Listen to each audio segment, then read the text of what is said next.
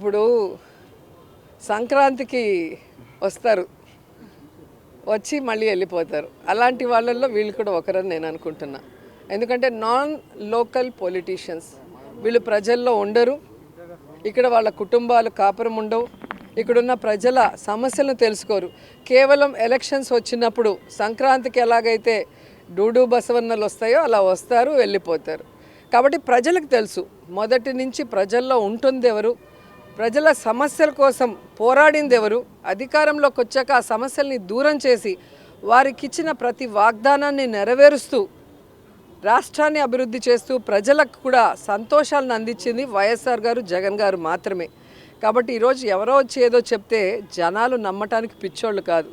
ఇప్పుడు social media చాలా awareness create చేస్తుంది. సో ఇక్కడే పుట్టి, ఇక్కడే పెరిగి, ఇక్కడే ఓటుతో ఆయన ఇక్కడే ఇల్లు కట్టుకొని, ఇక్కడే తన కుటుంబం కూడా ఉంటూ ప్రజల మధ్యలో ప్రజానాయకుడిగా ఎదిగిన వ్యక్తి జగన్మోహన్ రెడ్డి గారు.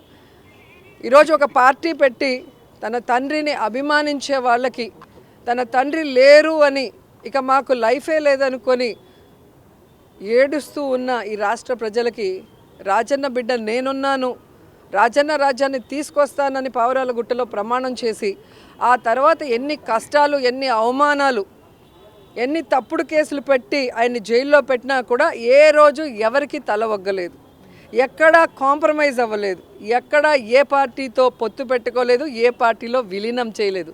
అది నాయకుడి లక్షణం.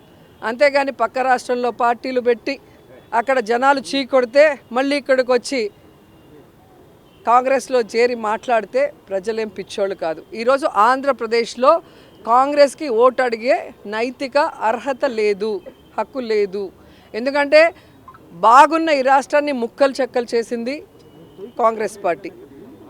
2 సార్లు కేంద్రంలో అధికారంలో కాంగ్రెస్ రావడానికి కారణమైన వైఎస్ఆర్ గారి పేరుని ఆయన చనిపోయిన తర్వాత ఎఫ్ఐఆర్లో పెట్టి అవమానించింది ఈ కాంగ్రెస్ పార్టీ. వైఎస్ఆర్ గారు 2 సార్లు వాళ్ళని రాష్ట్రంలో కేంద్రంలో అధికారంలో తీసుకొచ్చినా ఆయన లేని సమయం చూసి ఆ కుటుంబాన్ని అవమానించి రోడ్డు కీడ్చి జగనన్న మీద తప్పుడు కేసులు పెట్టి జైల్లో పెట్టించింది కాంగ్రెస్ పార్టీ. అలాగే పార్లమెంట్లో తలుపులేసి రాష్ట్రాన్ని ముక్కలు చేశారే తప్ప రాష్ట్రానికి ప్రత్యేక హోదాని కూడా అనౌన్స్ చేయకుండా ఈరోజు రాష్ట్రం నష్టపోయే పరిస్థితి తీసుకొచ్చింది కాంగ్రెస్ పార్టీ. అలాంటి కాంగ్రెస్ పార్టీలోకి ఎవరొచ్చి ప్రచారం చేసినా వాళ్ళు జీరో అవుతారన్న విషయం వాళ్ళు తెలుసుకోవాలి. రీజనల్ పార్టీలు నియంత్రణలో మారుతున్నాయి అని చెప్పేసి కూడా షర్మిల కామెంట్ చేస్తున్నారు. తను కూడా ఒక రీజనల్ పార్టీకి హెడ్గా ఉంది కదా, మరి తనే ఆన్సర్ చెప్పాలి. ఈరోజు జగన్మోహన్ రెడ్డి గారు ఎవరిని కూడా లీడరు, కార్యకర్త అని ఎప్పుడు అన్నాడు. వైఎస్ఆర్ కుటుంబం అంటాడు మమ్మల్ని అందరినీ కూడా.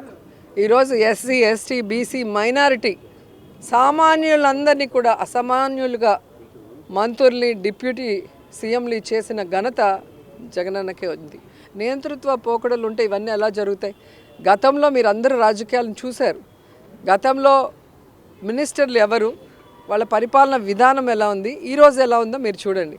ఒక మేనిఫెస్టోని జగన్మోహన్ రెడ్డి గారు ఇచ్చిన రోజే చెప్పాడు, ఇదొక బైబిల్, ఇదొక ఖురాన్, ఇదొక భగవద్గీతగా దీన్ని భావించి నేను పనిచేస్తానన్నారు. అదేవిధంగా పనిచేశారు.